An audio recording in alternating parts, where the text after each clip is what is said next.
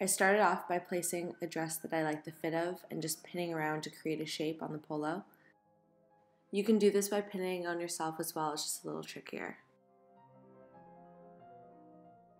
Then try it on and make any adjustments in the pins that you need. If you're happy with the fit, cut out your new side seams. I made sure to keep extra strips of the fabric that I'll be using later. And now flip the polo inside out and repin the side seams.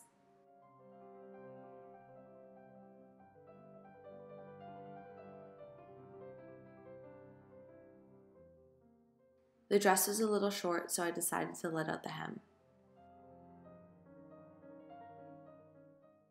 This took some patience to do, but once I ironed it out, there were no holes from the thread.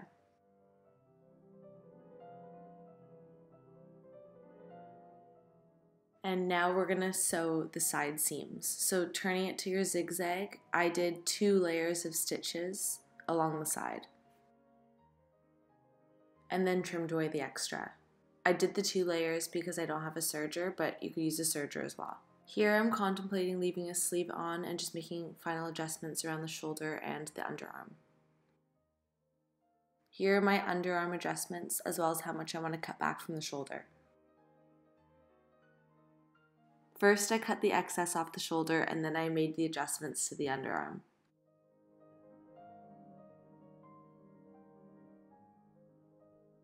I replicated the double zigzag stitch like before and then just trimmed away the extra.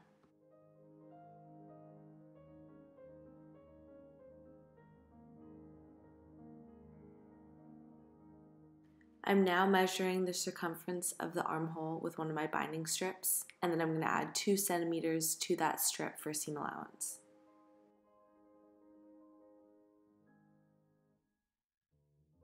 I need 2 of these strips, 1 for each armhole. I'm then going to create a loop with these strips by attaching the 2 ends together. And trim away any excess to make it as even as possible.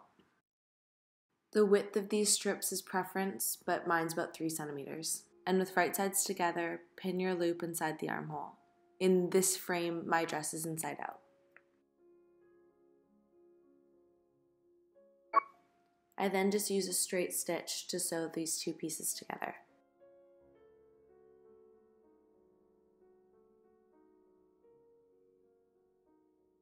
After ironing this flat out, we're going to fold the piece over on itself and then place a pin in the seam, which is where we're going to sew it. The pins and where your stitch is going to be are on the right side of the garment. And ironing this will make it a lot easier to sew. Again, using your straight stitch, you're going to sew along where you put your pins, in between the seam and catching the fabric on the other side, as shown here. And now it's time to finish off with the hem. Usually with a polo, the front's a little shorter than the back, so it's important to round out the front and the back piece. Because I want to keep the length, I used a bias strip to finish off the hem. After pinning it all along, I use the same thread as the bias strip and use a straight stitch along the edge.